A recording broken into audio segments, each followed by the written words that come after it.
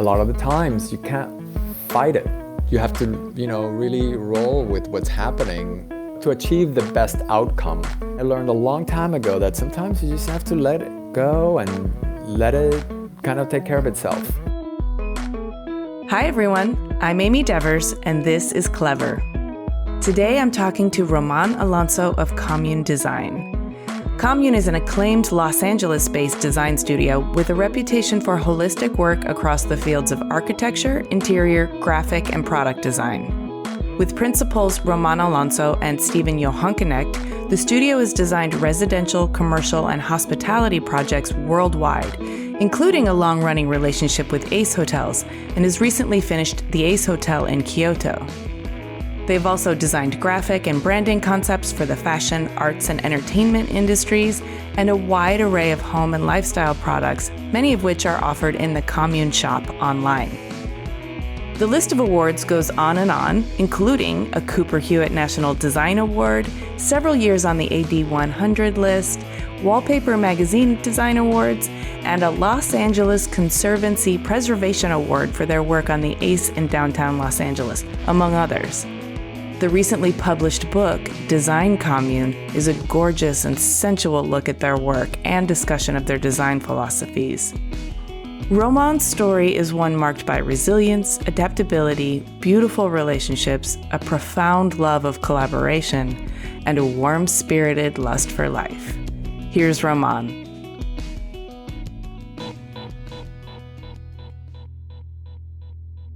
My name is Roman Alonso, and I live in Los Angeles, and I work in Los Angeles. And I am a principal at Commune Design here in Los Angeles, and I do what I do because I love it, because I'm here. I'm here to do it. So let's dial back all the way to the beginning, because you were born in Caracas, Venezuela. Is that correct? That's right. I was born in Caracas, in Venezuela. My parents are Cuban. My whole family is Cuban, actually. My brother and I are the only Venezuelans. And life in Caracas in the 70s was good. It's a beautiful place to grow up in. We lived a very urban childhood, but also marked with a lot of trips to nature. We spent a lot of time traveling around the country. I didn't get on a plane until I was 11. My parents didn't really believe in that. They thought airplanes were for adults. My parents bought a motorhome at one point. I think we were maybe one of two people that first had motorhomes in Venezuela. We would drive into towns that people had never seen that before, and people, kids would follow us, and it was really interesting to explore. We drove all over Venezuela and all over Colombia. It was a childhood marked with a lot of time in nature, although we lived right in the center of the city. I've always had a deep connection to nature. How did it make an impact on you to be able to drive around in this home? Well, it made us kind of nomadic in a way, which was really interesting because a lot of my friends had houses in different places, right?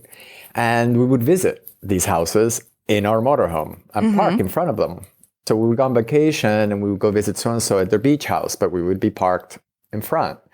Sometimes we would drive into a town and we would park in the central plaza and open up the awning, and that's where we would stay, right? And people would come by to sort of visit and ask, what is this? Can we see it? And my mom would show the women how tiny our kitchen was, and that kind of stuff.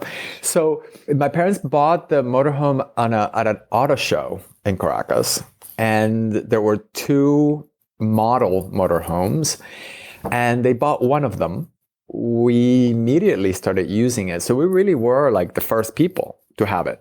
I'm sure the engineering of fitting everything into such a tiny space must have been kind of interesting, but also the spectacle of being one of the first people with a motorhome must have been kind of theatrical. I have interesting memories of it, for sure. And yeah, I mean, the efficiency of it taught me a lot about life because it was very minimal in its construction, and it was sort of incredibly practical. So that with the motorhome, it taught me a lot about what was needed as opposed to what you wanted to have for comfort. It was like, what did you actually need for comfort? So you were very like sort of tuned into the essentials from a young age. Yeah, and I think living in Latin America, there is always that dichotomy where you might be living in what's considered luxury, but your life experience isn't necessarily always that. The happiest moments are the simpler moments, or the moments in the simplest of environments. Eating an arepa on the street, or eating an empanada that somebody fried for you right at the beach side was way more interesting, way more enjoyable, way more soulful than Sunday lunch at the club. You know what I'm saying? That was boring and terrible. Were you a close family? Did you feel very close with your brother? Well, yeah, our family was immediately close-knit, but we weren't really close to a very extended family. And, it gets very complicated very quickly because, we had to leave Venezuela. And it was due to what really amounts to a telenovela. It's a very long story, which I won't get into, but it splintered what was a very fragile situation within our family. And we ended up in Miami, very much in our nucleus, without that extended family, very, very far away from it. And then my parents divorced. So the nucleus became even smaller. And in a way, we kind of were left almost like as castaways in this new country in Miami. Like we didn't really know anybody. My mom really didn't know anybody. And we were left alone to rebuild our lives. And, my mom is a Cuban exilee, and so she's been exiled twice. In that move, we kind of lost everything and had to start all over again. So we grew up with this sense of immediacy. We had a lot, then we had nothing, then we had a lot again, then we had nothing again. I mean, that's happened a few times. So we always learned, you really need to live in the moment. Always. Really live in the moment. Enjoy what you have, because you don't know if you're going to have it tomorrow. So that was something that from a very early age, my brother and I kind of understood and lived by. And it shapes your life. It really does. I believe it. How old were you when you emigrated to Miami? I was 13 years old. And the divorce, did this happen concurrently? Yeah. Oh, yeah. I'm telling you, it was a telenovela. It was definitely a soap opera in life. A lot of things happened. It was a dark period in our lives, which made living in Miami and going to high school in Miami really hell. I hated it. And I couldn't wait to get out of there. It really pushed me to get out of there and to get out of that life. And so I did. So pushing yourself to get out of Miami, was there a pull also? I mean, obviously there was a push to get away, but what were you being pulled towards? And I ask only to sort of understand the sort of full scope of things, because, I mean, this sounds like a really traumatic experience, but you also sound like you've processed it in such a way that you've distilled out the really positive elements of what it was for you as well. I think it's funny how certain things carry on from generation to generation. And I think that my brother and I might have been sort of born ready for this, because my grandparents and my parents were both first generation immigrants. And as I said, my mom had to leave her country very quickly with nothing, arrive in a new country and then do it again. In a way, it was traumatic in retrospect more than it was at the moment. And you sort of live through it and you sort of save yourself. It makes you very resilient and very strong, these kinds of experiences. I mean, and I share them with, millions and millions of people that know what I'm talking about. It's like when you move from country to country, from life to life, you lose your home a couple of times at an early age. It makes you resilient and it makes you strong. It made me very aware of what I call the gifts from the universe. That thing of what is the universe presenting to you? And you have a choice whether to take that or walk through that door or not. You become very good at making these choices. Yes, you must have been very tuned into your intuition and your gut from a very young age, having to make these really important and big deal choices. Yes, and I grew up very lucky to have a mother who supported whatever I felt was my path at the moment. She never pushed me in any direction. She just wanted me to do what made me happy. And again, because of that whole thing, like, you better really enjoy your life right now because you just don't know what's going to happen tomorrow. And I didn't know what I wanted. And she supported that. She supported the fact that I didn't know and that I needed to sort of find out on my own unconditionally. She really supported me going to college without really an idea of what I wanted to study. And I never really did, even through college, know what I wanted to do. And I went to college in Boston, really only because I wanted to live in New York. But I got into school in Boston University. And it was a good school. And she was like, just go there and eventually you'll make it to New York, because I didn't know what I wanted to do in New York, but I wanted to live in New York. It was something I wanted to do. This is the first time I ever went to New York. I was like 11, I think. I would go to summer camp in Massachusetts when I was 11 and 12. It was my first time out of the country. And they sent me by myself with a friend to this camp. And after that experience, my parents took me to New York and to Washington, D.C., and to Miami, and we went to Disney World and all that stuff. It was like this one trip. I had not traveled outside of Venezuela really until that time. New York made a really huge impression. And from that moment on, I always wanted to go back. And I did a couple of times at an early age. When I became a teenager, when I wanted to leave Miami, my life in Miami became possible only because of my fantasizing about living a different life in New York. And I would fantasize about that life through magazines. I was sort of obsessed with an interview and with details. You know, when it was still like a downtown magazine, I had a subscription and those magazines would arrive every month. And my friends and I were really tuned in. Like we looked at Vogue and GQ and all that stuff. But it was like the life that interview and details in particular showed me, that downtown sort of life in New York really appealed to me. I didn't know what I was going to need to do to get that, but that's what I wanted to be part of. I would dream about that through high school. And that's what got me through the possibility that this would happen. The minute I arrived in Boston and went to school there, I would try and go to New York as much as possible. My friends and I, you know, at the time there was People's Express, which was, you know, this airplane that took you from Logan Airport to LaGuardia for $18. This is the late 80s, yeah. So we would, like on Friday night, we would take the last plane out, which I think was at 9. You literally got on the plane and you paid on the plane. And they would give you an apple. Because we were going to the Big Apple. And this plane was, I remember it being almost like a bus. Like I don't remember even having like closed overhead. And it was like a party plane because it was the last plane out on Friday night. And we would go and like go clubbing all night. And then the next morning we would take the first plane back to Boston. So we would spend the whole night out. We would have, you know, breakfast at 2nd Avenue Deli and then go back to LaGuardia. And so we did that many times. And then I started seeing a girl who had a car. We would drive sometimes to New York. We made friends in New York.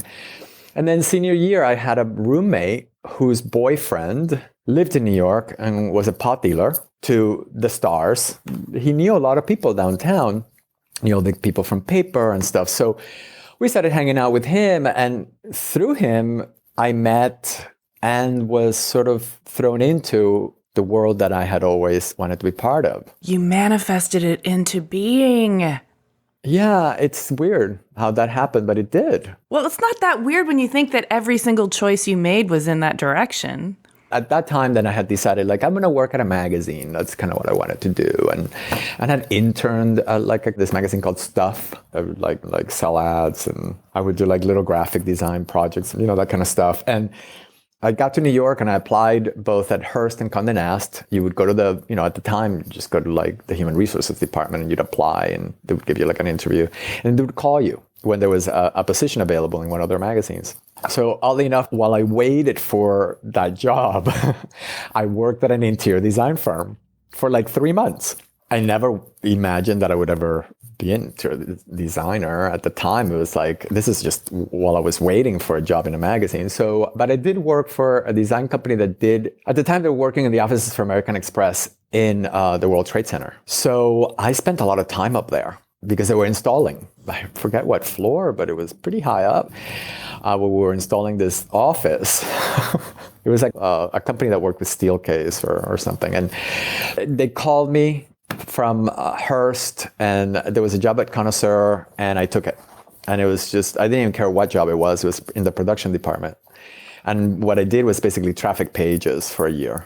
I would take the layouts around the magazine for approval. I would take them to all the different editors, and they would sign off on the mechanicals because there was no internet or computers or anything like that. I mean, there were word processors and stuff, but all the art department still worked. The X-Actos and loops and Lucy tables. Yeah. I mean, this was 1987. It was fun in that I got to know how the magazine kind of operated, and I got to know a lot of people in the magazine. And then from there, I went to work at Mirabella magazine. And that was kind of the first job that was kind of PR related.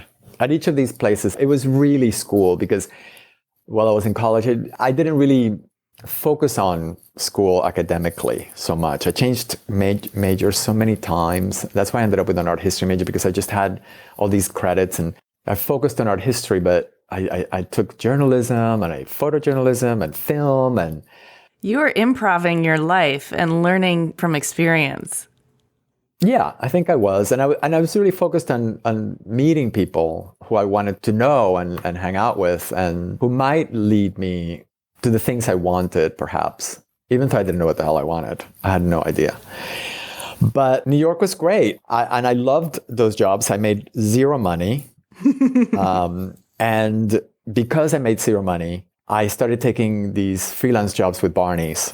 My girlfriend at the time, and we bumped into a friend from college who was older than us, and she worked at the PR department at Barney's. We literally bumped into her on the street on 7th Avenue. And I had a job at Lisa, my girlfriend, didn't. And so this woman, Felicia, said to her, we're looking for somebody in the PR department at Barney's. Would you like a job?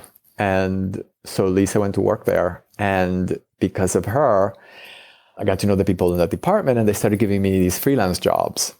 Mallory Andrews, who ran the department, really liked my handwriting, so I would do like calligraphy on their envelopes. I would address 1,000 envelopes over a weekend, and I would make like $1,000, which was a lot of money. And so these little jobs at Barney's introduced me to what they did, and they were a piece of that world that I really kind of wanted to be part of.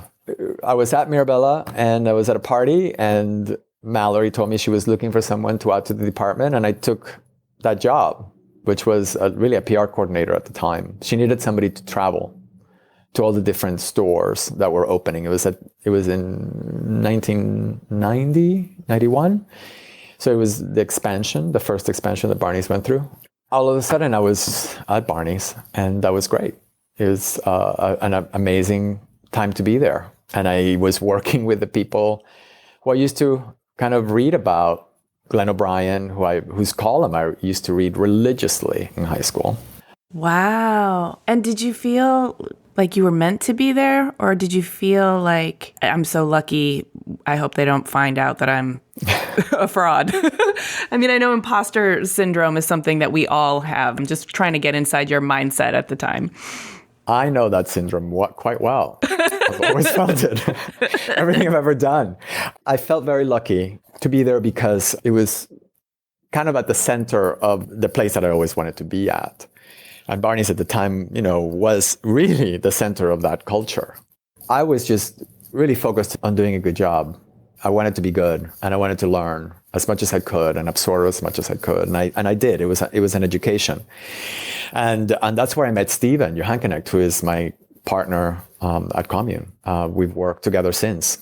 I understand, just from what you've told me and some of the research that I've done, that period at Barney's, well, first of all, being at the center of that culture is really influential, but also in a sort of really collaborative environment, working with other people like you who are at the top of their game and really bringing a lot of energy and creativity to the whole mix. It must have felt like this wonderful crucible.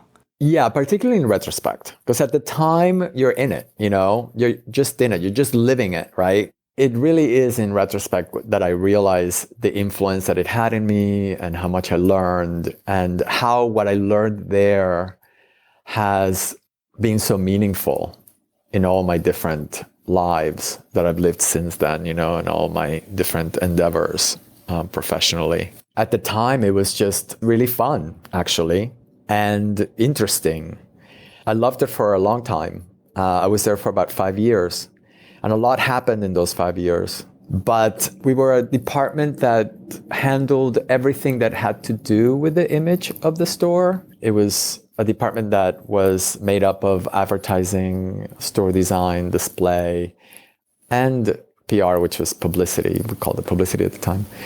And we all worked very closely together on anything that had to do with the store's identity. So whether it was a launch of a designer, for example, whoever that designer might be, all the efforts were coordinated. The advertising, the launch event, the windows, what happened at the store. So this kind of very holistic approach is something that Steven and I really got used to.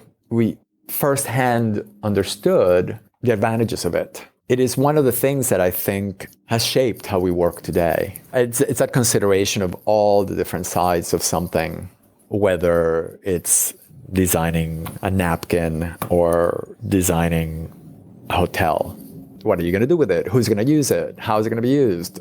You ask so many questions. And back then, it was a room full of people asking those questions from their own point of view. So things got dialed in really, really well.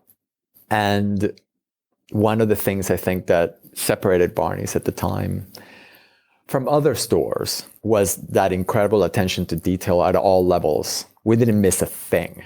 It always felt, whatever we did felt right at wherever level, because it had been vetted and considered from all aspects over and over again. And there were people that obviously taught us that really well. And the Pressman family really expected it. It kind of made us who we are, I think, professionally, because that comes into play all the time.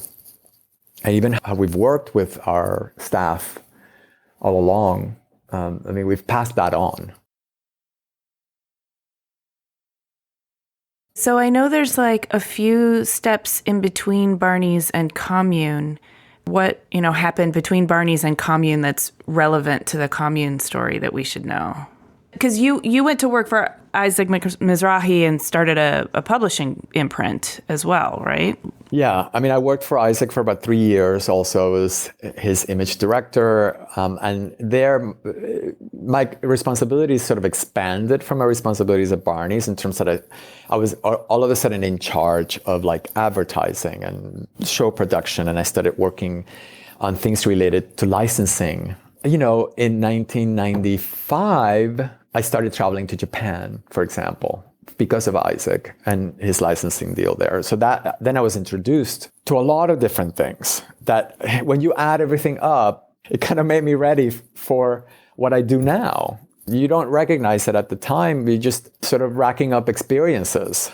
I was always interested in the work I was doing. When I wasn't interested in it anymore, I would move on. And that's why I went to Isaac, because I just wasn't satisfied with doing press work anymore at Barney's. Like I had sort of hit a wall and I was a little burnt out from dealing with the press all the time. And so I moved on because I had new responsibilities at Isaac, which were, all of a sudden I could do advertising, be in charge of that. And I could also do what I really love to do, was event production and work with all the people that made that happen, because my love has always been working with creative people in one way or another, either making things or producing things, or that's always been what I love, right? And so I got to do that at a different level at Isaac. And then he expanded my horizons because he put me in charge of things that I didn't know anything about, like licensing and what that had to do in terms of his image.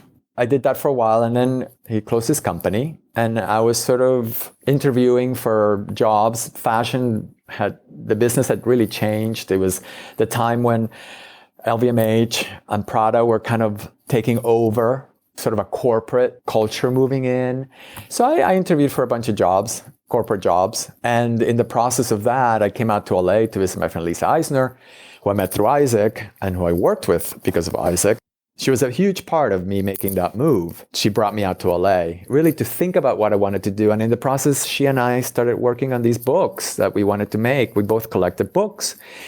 We loved working with each other. We had realized that. We really were good partners creatively. And we started a publishing company called Greybull Press. It was 1999. I said no to the jobs in New York. I fully moved to LA and focused on publishing these amazing art books. And that opened up a whole other world for me, where I was making something else with really talented people. You know, Lisa and I would approach these photographers and artists, and it's amazing when you offer somebody the opportunity to do a book of their work, how much they open their world to you. Right. It's documentarian in that way. And at the same time, Amy Spindler, who was a dear friend, the late Amy Spindler, was a genius editor at the New York Times, offered us a gig at the New York Times Magazine. We would do these stories for a style section on culture. And it was basically anything we wanted to do. That, paired with the book publishing company, gave Lisa and I an incredible amount of access. So sometimes we just pinch ourselves, all the things that we got to do and the people we got to meet and interview. And it was like an adventure, those years. For about 5 years, that's all I did exclusively is, this gig at the Times and the books. But there's no money to be made there. And my severance package from Isaac had definitely run out a long time prior to that. And I needed to get a job. At some point I was going to have to get a job. And I didn't know what the hell I was going to do in LA. And then Steven had moved to San Francisco from New York to work at the Gap, which is what a lot of people in New York did at the time to get out of New York. They would go work at the Gap. He wanted to leave San Francisco and move to LA. That's what set the stage for Commune to happen. He wanted to do interior design in LA. We had an opportunity to help a couple of people, and there were a couple of other friends of mine who also wanted to do that kind of work. And out of that, the company was born, and the rest is history. That was in 2003. I didn't need to get a job after all. That's what I was going to say. Most people, when they need to get a job, they don't think I'll start a new company. But it sounds like through all of your relationships that you had built up so far and all of your experience, the time was right to work on a few projects, interior design projects with Steven and friends, and that those projects were the start of Commune. You were able to launch a studio based on having gotten a few projects to start with? We had really varied backgrounds, the four of us. And so the idea was that we would put together everything that was needed to holistically tackle design problems. It was really lucky break that two small jobs that we had in hand, both for friends, needed everything, right? So, for example, one was this little jeans store on Beverly Boulevard. It was called the Hollywood Trading Company. And it was this guy who I had met while doing an interview for the New York Times Magazine, a story about Fred Siegel and Ron Herman. And this guy that worked at Ron Herman, all of a sudden was opening his own store. And he needed help. And I was like, oh, well, Steven can maybe help him with that. But he also needed packaging, everything that went along with it. And he needed graphics, and he needed press, and he needed the whole holistic kit and caboodle. Yeah. So we started with this idea where we would do graphics and brand management, and we would do interiors and anything that really was necessary. And we had the tools because we had the people that could do all those things. We had, at the time, Rolodexes that were pretty hefty, and we could get anybody from our past to kind of contribute to these jobs. So that's how we started, with just a couple jobs like that. And then one thing led to another. One of our first clients was Barney's, actually. They hired us to do a concept for the co-op. The co-op was expanding out of New York to all the other markets, and they needed fixtures. And so we put a fixture program for them together. And then someone that worked at Barney's went to work at Stila Cosmetics, who had been sold to Estee Lauder. And that person, who had been our friend and co-worker years before, hired us to do their packaging and their, like, sort of redo their identity, their graphic identity. So we did, and Stila's was a brand that we had launched at Barney's. Wow. In 1991. But that's how Commune started, really. It was us making ourselves available for a wide variety of services. And at the time, there really wasn't anybody out here that did that kind of work that was really that multidisciplinary in scope. We kind of got a decent amount of work because of it. And since nobody was looking over here, this was kind of the Wild West, and we could really try things out and not feel like we were under a microscope at all. And we were very quiet about the whole thing for a few years. I was basically helping the company, its profile. I was really trying to handle how we're going to sort of profile ourselves and present ourselves. And for the first 3 years, I remember telling my partners, like, we're not going to say a peep, nothing, no press, no nothing.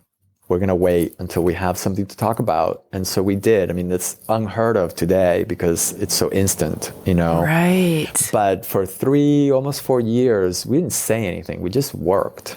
Can you let me in on that decision making? Because as a PR and press person, you would have had some insight to making that choice. What was that about?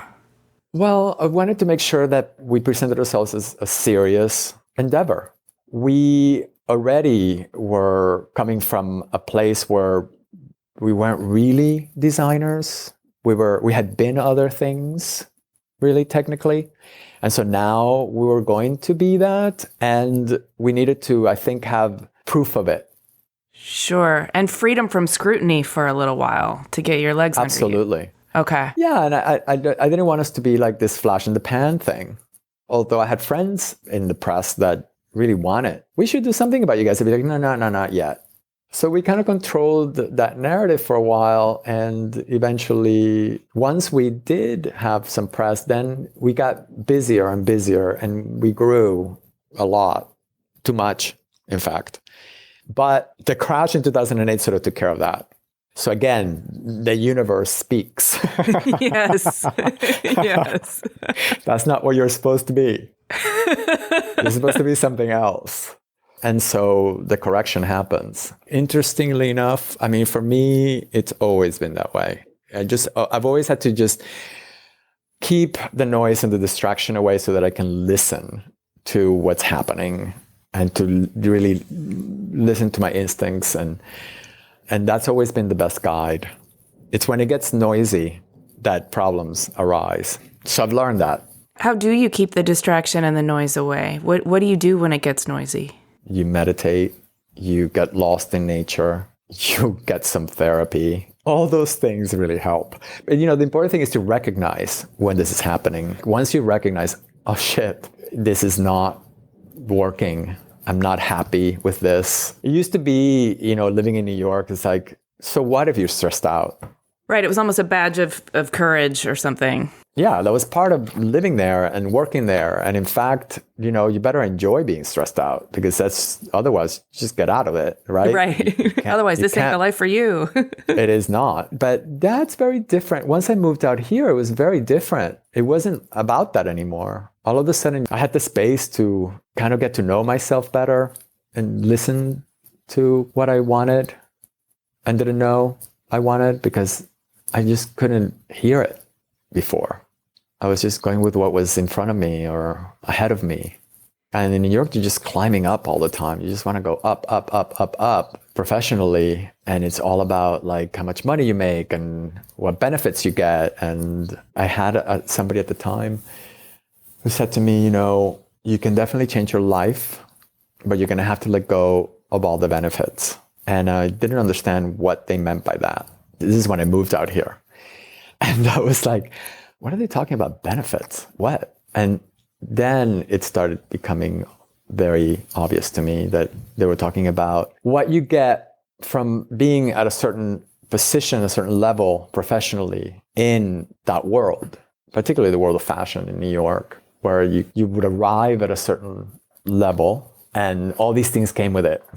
Clothing allowances and travel allowances and all these, what we call golden handcuffs. And then also the satisfaction of being recognized as a professional.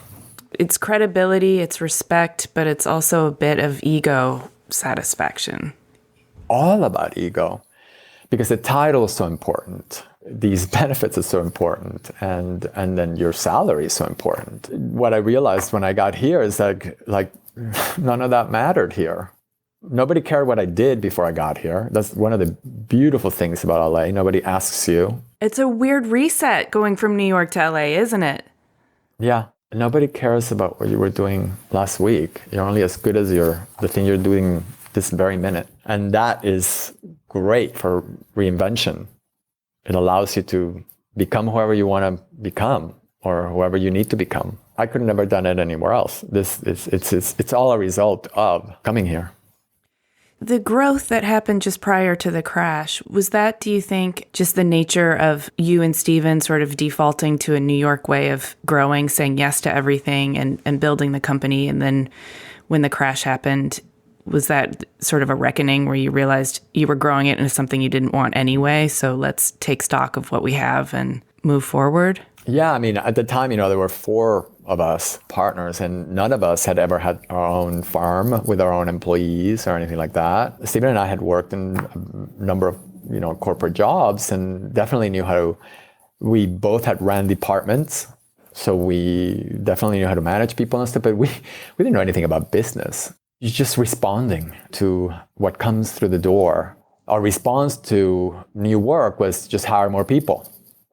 It got a little bit out of hand. And then we didn't know that you never, ever, ever assign a large percentage of your employees to one client. Because the minute that client is gone, you have to lay off all those people. Oh, no. Yeah, that would be a tough thing to learn on the job. You only learn it by doing it. And so that's what happened. I mean, we lost certain clients who were really important in that sense, and we had to downsize drastically. And it was a terrible experience. I still have PTSD from it. I had never been through something like that before, where I had to lay off all these people within a week. Oh my gosh. Including one of my best friends who was running the firm for us at the time. And it was just terrible. Oh, Roman, just from what I've learned from you in this story so far, I can tell that you really value your relationships and that all these people that you've collected in your life you've nurtured these relationships. And so when you say you have PTSD from it, I totally believe you. That must have been so intense. It was rough, but hey, you learn so much from these things. Sure. And you learn how to be sort of gracious and minimize the pain, even though the pain has to happen for people. And you understand that maybe even they're going to move on to something better and it's a good life lesson for them. But gosh. It was not pretty. And yet, when I say the universe spoke, listen, I'm really, really grateful because that really seismic event at the time, I mean, we were 40 people in the company. When this happened, we were in the process of building an office for 40 people down the block. And all of this collapsed. We ended up being 12 people. From 40, we went down to 12. And when we moved into the new office, it was 12 of us in this space for 40. Oh. We had to recalibrate in a big way because the clients had gone. All the retail clients had gone. It was rough. And so we had to be super nimble and turn around, and we started seeing different opportunities, and sort of our brand management and graphics area kind of took over because all these friends of ours that had gone to all these different companies, they were all looking for ways to change their retail experiences and how to change their brands and stuff. And because we were out here and we were kind of out of sight, we were kind of the perfect place for them to like experiment things. So we started doing this kind of work that was completely different. But we're like, yeah, sure, we'll do it. And at the same time, we had all these people that were making things for us. Because from the beginning at Commune, it was always about the makers, right? About all these artisans and craftsmen that would make really special things and custom things for our projects, always. And it comes from the fact that it's something we really love to do. And Steven and I in particular have always loved to do it from the time we were at Barney's, because at Barney's we would collaborate with all kinds of people on all kinds of projects.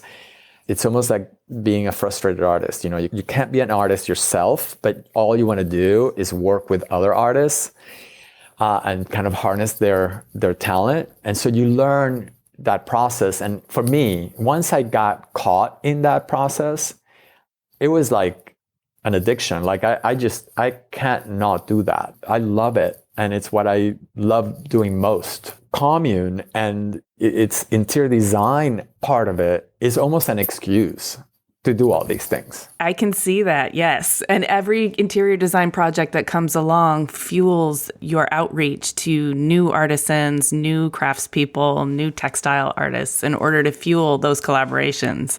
About 80% of what we do in a project is either customized or commissioned.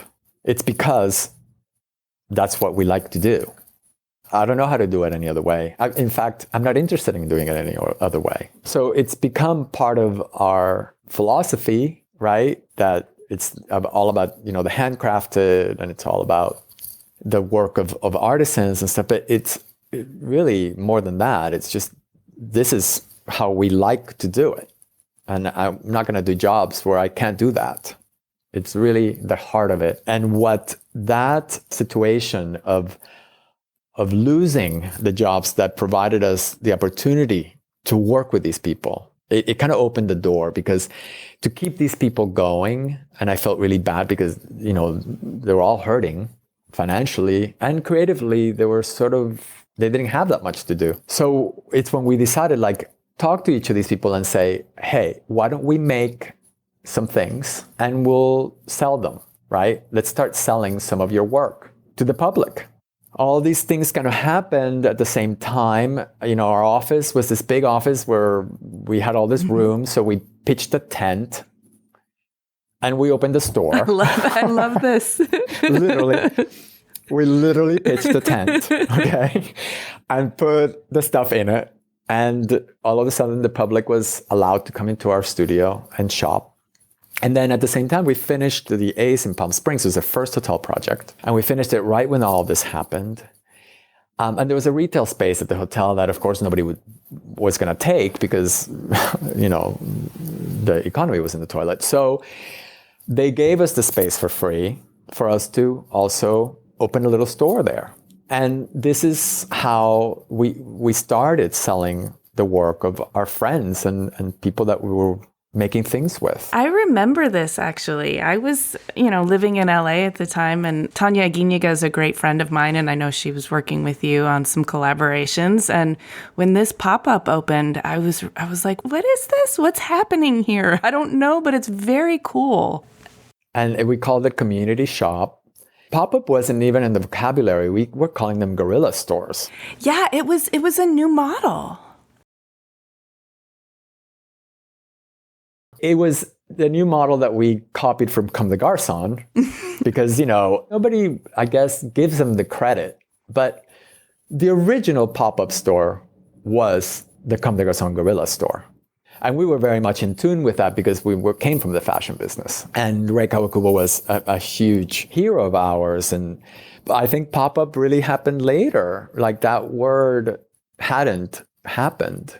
A couple of years later, we did, after the tsunami in Japan, we had met some friends from Japan who I'm still really good friends with. They run landscape products.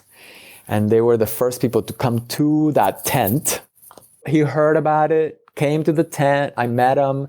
He bought a bunch of stuff from us, took it back to Japan and sold it at his store at Play Mountain. And we became friends. And a couple of years later is when the tsunami happened. And he reached out to us and we did a bunch of products with him that we designed all this stuff and he made it in Japan. And he sold it in what we called a pop-up tour.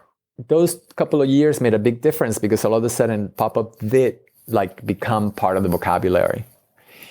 And that pop-up tour, everything that we made benefited this one town that was erased by the tsunami. And he created a coffee shop for the town because that's how he felt the town needed to begin again, a place where people could go and get a coffee and talk, which was so profound. So we're like, yeah, we'll help you. And so all the proceeds of everything we made at that pop-up tour in Japan, because he took it around Japan, went to this endeavor. But that was the first time I ever used the word pop-up. It was that tour. The community shop really became the thing that propelled us to start making product. And soon enough, we realized that being shopkeepers was not our thing. We were starting to get work again. It was important that the studio have our attention because we needed to build it up again.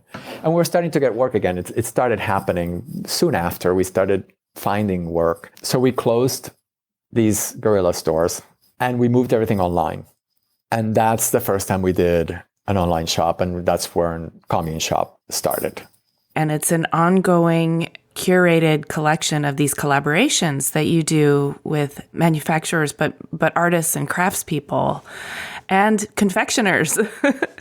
Yeah, all kinds of things. I mean, anything that we feel design can play a part in and that we love or want to use in our work. But I'll say it's even more than that, because the things that you love and want to use in your work is also your way of celebrating that creativity and those makers and those artists. And so it's not just a capitalistic endeavor. It's very much a way for you to cultivate these relationships and celebrate these people. Oh yeah, it's far from capitalistic. I mean, it really has never been capitalistic, because even when you go back all the way back to Barney's, when we used to do these collaborations with people, it was usually for charity projects that we would do for MFAR or whatever. That's when we would reach out to someone like Jenny Holzer and be like, will you make stockings with us? Because we're going to do this thing for MFAR and we can sell them at the store.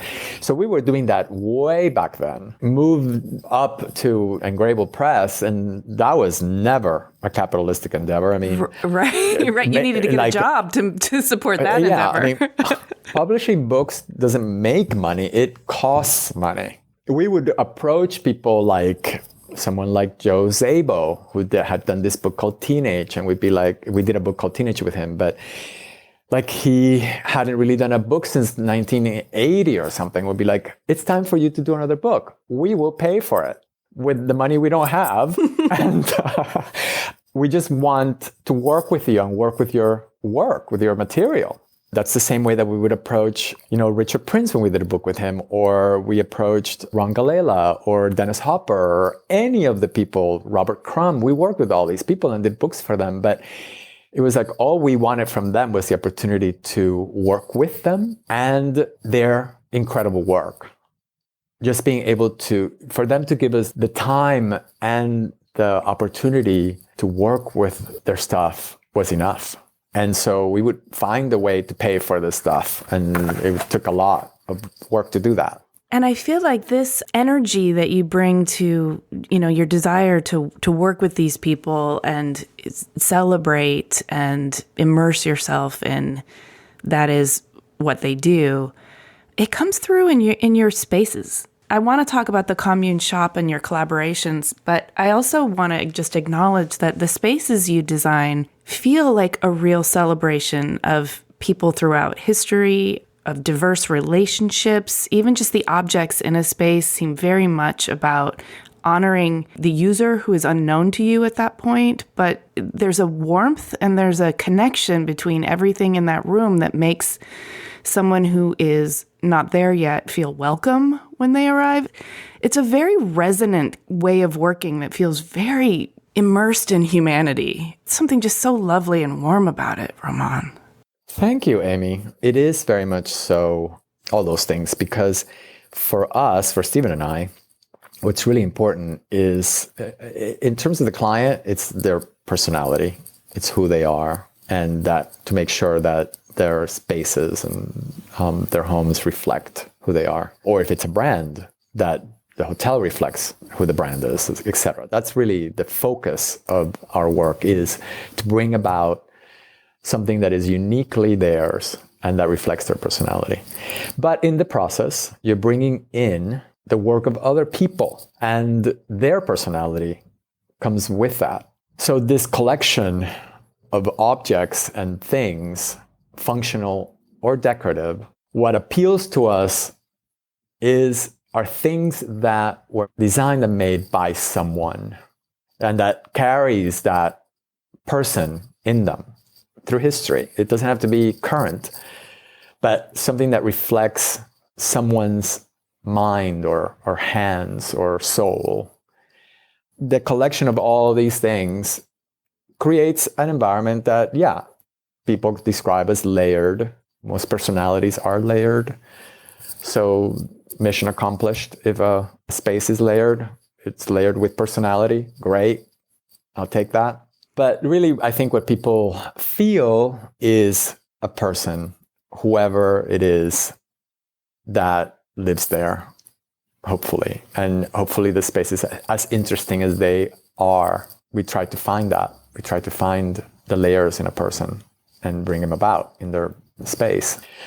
All these things that are handmade or handcrafted are really important. And they're not only important to the space and to the client, but they're important to us.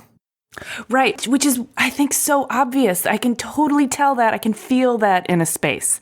It's not just that you found something and put it there because it looks cool. There's something much more soulful at work in your spaces. I think that that's really made evident in your creative process in terms of how you collaborate with people. Particularly, you shared with me something I think that is really amazing about the way that you work with artisans and craftspeople to create the things that you offer in the Commune Shop. You shared that you have golden rules of artist collaboration that you live and work by, that you've developed over the years of collaborating with people.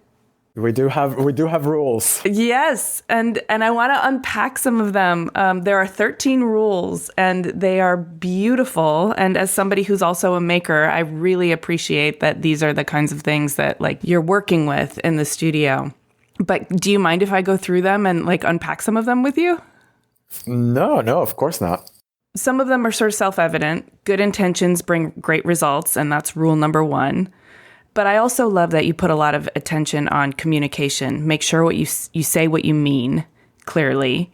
You build in room for the sort of unpredictable nature of making.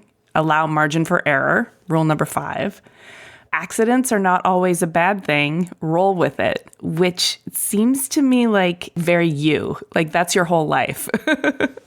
Oh, yeah. And it's how I tackle every single problem, which, in our design work, in our interior design work in particular, as designers, we're really problem solvers more than anything else. It's all about troubleshooting. And that's been a constant in my life. And a lot of the times you can't fight it. You have to, really roll with what's happening to achieve the best outcome in the big picture. You could, dig your heels in, but that may not serve you well in the end. And you kind of have to anticipate what your end result might be if you take that position. And I learned a long time ago that sometimes you just have to let it go and let it kind of take care of itself. And just watch it very closely.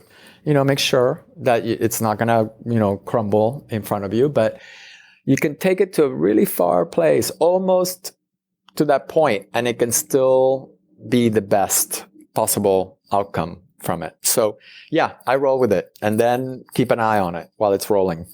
That makes so much sense to me, especially as somebody who said earlier, the universe speaks, because sometimes the universe speaks in little ways through the way a project comes together like that. You've built in allow time for space for dreaming and exploration, which is sometimes such a hard thing to do because time is money and people are on the clock, and dreaming and exploration doesn't respond to deadlines so much. That plays into the communication part. You have to manage expectations in order to be able to build something like this into something. You have to be really honest from the beginning and be like, if you want this and you want it to happen and you want it to be beautiful and want it to be amazing and want it to work well, then it's going to take this long because I need to build in the time to develop it well and dream of it well and all those things. You kind of have to build in that time and be very honest and upfront about how long things take. You can't cut the corners when it comes to this. It usually doesn't work out. There are two things here that I think are kind of crucial. Somebody's got to do the dirty work and make things happen. That's rule number 8. I love that because it also implies that there's no hierarchy. Like, we all just have to roll up our sleeves and do all the tasks associated with this. And number 9, no one should work for free, ever. Thank you for that. Thank you, thank you, thank you. Now, I'm really interested in number 10. Bad timing is a killer. What do you mean by that? Timing can kill something even if it has the best intentions attached to it. And I've also realized that sometimes, we've started projects with people that we've been very excited about. And sometimes it's all about timing and the wrong time, the wrong place. And you have to just accept, you know what? It isn't the right time to do this. Let's put it away and we'll come back to it and make sure that you come back to it when the right time comes. It's just being really cognizant of all the forces around you. Time is an issue. Time is a problem to deal with. And so bad timing is a problem, is a thing. It's as important as good timing. You have to accept both. Yeah, I think a lot of people lose sight of that once they've already invested in, time and energy into a project. They just really want to, for their own reasons, want to push it through, want to check it off their list, want to see it to fruition. But sometimes you really do have to let it age on the shelf until it's time to revisit it and from a new perspective, from a new space and time. Yeah, and cut your losses, for the time being and solve the problem in a different way. I always also learned to have a backup plan. This comes from the PR world. You always have a backup plan. When you're producing, $3 million events and fashion shows and stuff, you take big risks, but you always have a fallback position. You have to. I carry that with me through all these, this process. There's always the possibility that it's not going to work. And then there's sometimes the possibility that the backup plan sort of starts to emerge as the better plan. And then 100%. Plan A becomes the backup plan. Yes, absolutely. So rules number 12 and 13, no agents or lawyers in the studio, and check your ego at the door. I love both of these because they speak to creating a safe place for creativity, for ideas that aren't yet defensible because they're still too nascent, they're still too fledgling.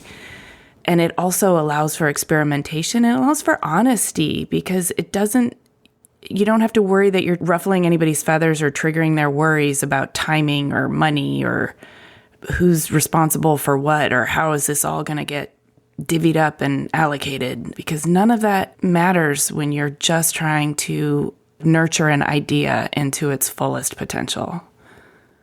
Yeah, and listen, as a pragmatist, I know that those conversations need to happen. It shouldn't happen in the studio. They shouldn't happen where your creative process is unfolding, and it's recognizing that there is a time and place for those conversations. I've always been able to do both. I tend to be that person that does the dirty work to make things happen because I'm fairly confident in it after 30 years of being that person.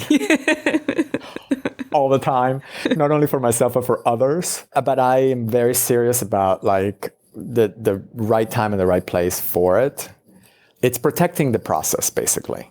In order to protect the process, you have to take certain conversations outside of it. But they're necessary. Those conversations are very necessary for a number of reasons, because, in the end, you want everybody to be happy with the end result. And people are not happy unless all of these things are ticked off, right?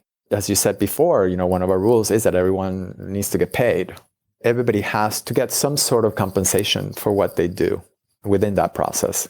And figuring that out is important. It's important to do it ahead of time so that there aren't any false expectations and disappointments.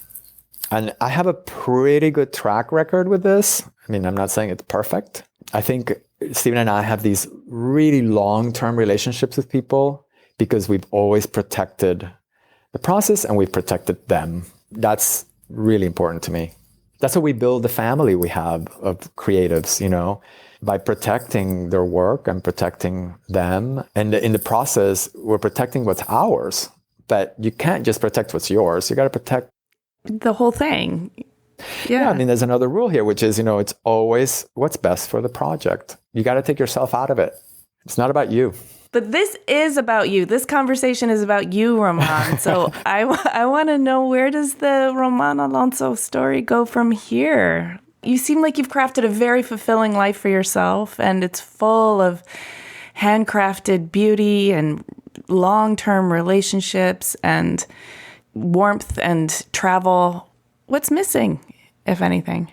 Like we were saying before, this was really never about money, but it's funny because just now, in the last couple of years after Steven and I have restructured and gone back to the way we used to work initially, because we lost, in 16 years of this company, we have lost our way a couple of times and we've learned some really hard lessons and we've lost a lot of money through them and learned, how to protect that part of our business because there are two parts. There's the financial part and then there's the creative part. Mm-hmm. And we would, sometimes turn our back from the financial, and in the end, by not paying attention to that, we're hurting the creative. It's like, again, you have to protect the process, right? And you can only do it if you're solid in that area. Yeah, the stability. By what we have been able to do in the last 4 years in terms of restructuring our farm, really putting our resources where it counts,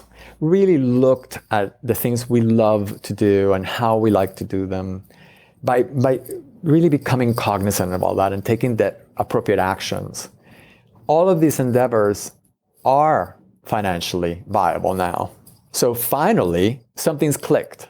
Something's clicked and something's working, and the shop is, actually making money, and it's something that I feel like I finally feel like, oh my God, this has legs. Like this could actually become more. I see it as something that could expand out of the studio because we want to keep the studio small. We've decided that. Like we're going to be 20 people and that's it. And we even built our office for 20 people and that's it. Like we're not going to start adding people to do more projects. Like that's not going to happen. The studio is sacred in that it's where we do our work and we want to keep it feeling a certain way.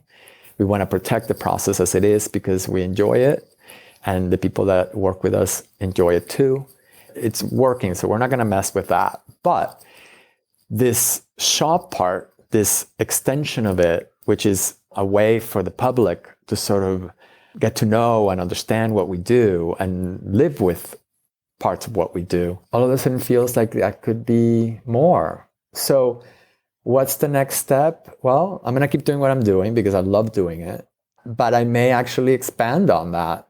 We're really adding a lot of things to that world and are really open to doing more things. And now it's not only working with people who are local. Our family has grown outside of California. So we're working with a number of people that we met and worked with in Japan. We're taking, the opportunity to do that and create sort of a world there that we can bring here.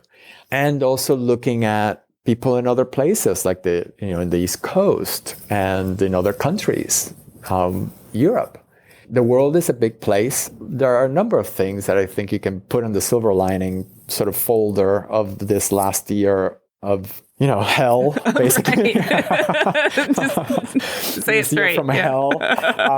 Those have some good things that's come from it. And one is the ability to work remotely better than we ever have before. Like there's always been that possibility because we've always worked remotely, because we've always worked outside of Los Angeles, Mm-hmm. And I mean, I started working at Commune in Japan in 2009. We've done 4 projects in Japan. It's not recent, so we've been working remotely for a long time, but we had no idea how to do it. Mm-hmm. Really, we were doing it, but we didn't know how to do it well. And now we know. Now we know how to do this really well. And that this year has given us that, and I'm going to use it. I'm going to use it to expand this family of creatives that can build on our world. We can build on our world together. It's something that is really exciting to Steven and I when we think about it. So that is going to be part of what the future holds, I think. I'm excited to hear you say that. I feel your energy there. I feel your excitement about growing this aspect of your relationships, the collaborations, and the Commune Shop. And of course, we'll include links to that. And to Design Commune, the book about your work that's out. We'll include links to that in the show notes. And I just want to say thank you so much for taking the time to share your whole story with us. It's a gorgeous tapestry of you following your gravitational pull towards and listening to the universe. And I loved it. I was just wrapped the whole time. Well, thank you for the opportunity. You make it really fun. Thanks for listening. To see images of Roman's work and read the show notes, click the link in the details of this episode on your podcast app, or go to cleverpodcast.com, where you can also sign up for our newsletter. Subscribe to Clever on Apple Podcasts, Spotify, or wherever you get your podcasts. And if you would please do us a favor, if you like Clever, rate us and review us. It really does help us out. We also love chatting with you on Twitter, Instagram, and Facebook. You can find us at Clever Podcast, and you can find me at Amy Devers. Clever is produced by 2VDE Media, with editing by Rich Straffolino, production assistance from Ilana Nevins and Anushka Stefan, and music by Elton11. Clever is proudly distributed by Design Milk.